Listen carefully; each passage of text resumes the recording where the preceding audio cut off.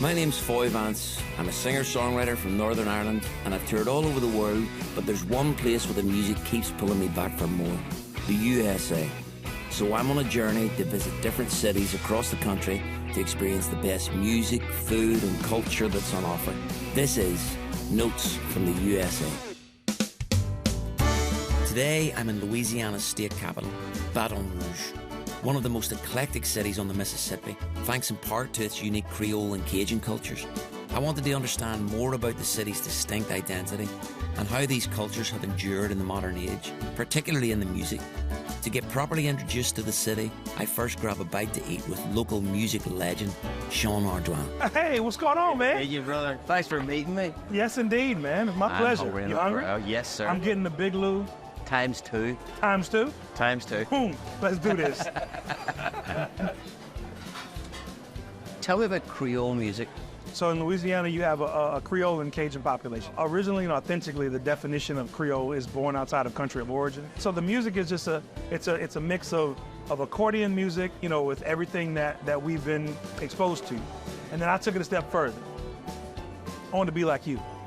I want to be a legend in my own time. So I created a genre called Creole rock and soul. It's a whole new genre. And as soon as I changed it to Creole rock and soul, I got 2 Grammy nominations for my 2018 CD, and I've gotten 2 Grammy nominations since then. So I think I'm on the right path. With the squeeze box, especially the diatonic, Yeah. That's in Irish music a lot as well. It is. Yeah. The accordion is the instrument of the world. All popular music borrows from popular music. You started in like a marching band? I was in the marching band. I played quads. I was in the band going, man, it'd be awesome if we could just play popular music. And fast forward decades later, and they're playing my music. Full Circle. And that's the title of the album. Is it Full really? Circle. Is it? I didn't know that. Really? No, I didn't. Hey, Full Circle. When you think Louisiana, first thing you think is New Orleans. New Orleans. Yeah. But everything west of New Orleans is just as important. 45 minutes away, you come here to the capital city, you can experience everything. The capital city has a little bit of taste of the whole state. And you know, in Baton Rouge, you can see live music pretty much from Wednesday to Sunday on the Live at 5 or the Downtown Live. The Zydeco culture, the Creole culture, the Cajun culture in Louisiana, it influences everything we do in the advertising. You'll see like the gators and the crawfish with an accordion, or the gator and the crawfish with a scrub board. Because we've got the music, we got the language, we got the culture, we've got the dance, we got the swag.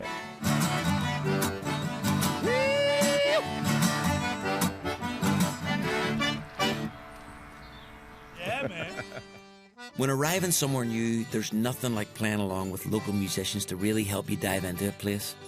But Creole and Cajun culture isn't just about the music, it's a cuisine as well. And dishes from both cultures dominate menus across the city. Every different plate seems to tell its own story, and I needed a translator. So I asked food blogger Jordan Basham for some local insight. This is the first place that you need to stop whenever you're coming to Baton Rouge. Why is that? What's this famous for? We love seafood here, so you're gonna have to get the seafood. You know what? I'm trying whatever you order. You know, this is what you do, right? Is it on the go or? Yeah, so I run a food blog actually here in Baton Rouge. It's called Where to Go 225. Yeah, what all have you ordered me? So I know while you're on this trip, you're gonna have some boiled crawfish, but while you're doing that, we also have fried crawfish shells. We have boudin balls, and then of course fried pickles. Anywhere you go in the South, there's gonna be fried pickles. You're in Louisiana, we fry everything. I like me some fried pickles. It's a big culture pot here, so everywhere you go, there's all different cultures, and everybody puts their own twist to things. Feels like food and music go hand in hand here. If you're in the backyard grilling some burgers or having crawfish, there's always gonna be music playing. If you're out in the restaurants having a beer, music playing. You have to have music playing here. Is there a difference, and if there is, what is it, between like Creole food and Cajun food? It's hard to describe with Creole or Cajun, which is better, what's the difference. And I always tell people, come to Baton Rouge and come try it out. After a delicious lunch, I hit the streets to take in some sights. And nowhere is this done better in Baton Rouge than at the top of the Louisiana State Capitol building, the tallest Capitol building in the country. After a quick history lesson inside the Capitol Park Museum, it was time to explore some Cajun history myself. Back in the 18th century here, crawfish were eaten mostly out of necessity, but after centuries of perfecting, crawfish have now become a staple of Baton Rouge cuisine, found all over the city. And I've been invited to the home of French Cajun musician Jesse Brown for a backyard boil. If you're in the city of Baton Rouge, you can find crawfish that was caught that day. That's common, and you can get your crawfish fresh. Like restaurants would do like a shrimp boil. Is this That's like right. okay. You can get it at a restaurant. So this morning, I went and I picked up a couple of sacks of crawfish for you. I went through them, cleaned them up, made them look good, brought them over here, we boiled them, and that's what we do right here in Baton Rouge. You're gonna teach me how to? I'll show you how to peel it and how to get to the crawfish, and I'll show you all those things. Yeah, because I have eaten it before, but not like this. Okay. I've never had a Sure. crawfish boil like this before. You ready for a plate? You ready for a plate? I'm good to go. Yeah. Yes, sir. And there you go. And that's good for one serving. There you go. Woo-hoo. This is one serving. We'll start with that. So you're gonna grab the meat of the tail, and then right here you're gonna squeeze just a little tiny bit.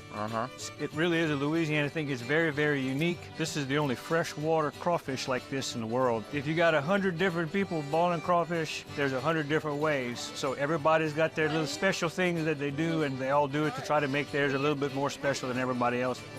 Oh, that's delicious. People describe Baton Rouge as the sister city for New Orleans. So from a size standpoint, really both cities are about the same. Baton Rouge has a very different flavor. It's common afterwards for people to pull out a guitar, accordion, fiddle, dance a little bit, play some music, and just generally pass a good time. Well, let's pass a good time. We will. All right.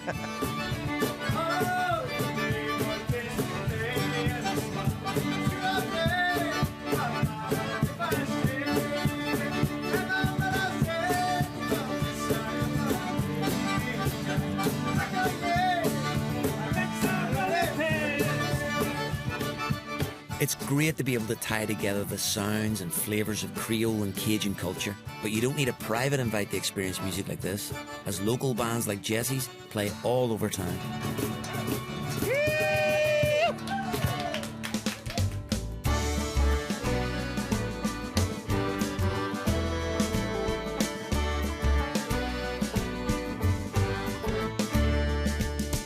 I came to Baton Rouge wanting to understand more about this city's distinct identity and how Cajun and Creole cultures continue to define it.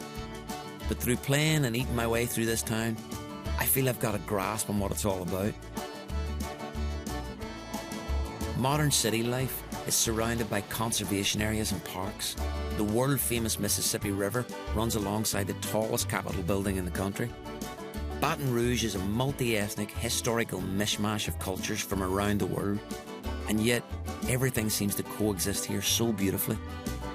Great music, great food, and great conversation. As they say here, Baton Rouge knows how to pass a good time.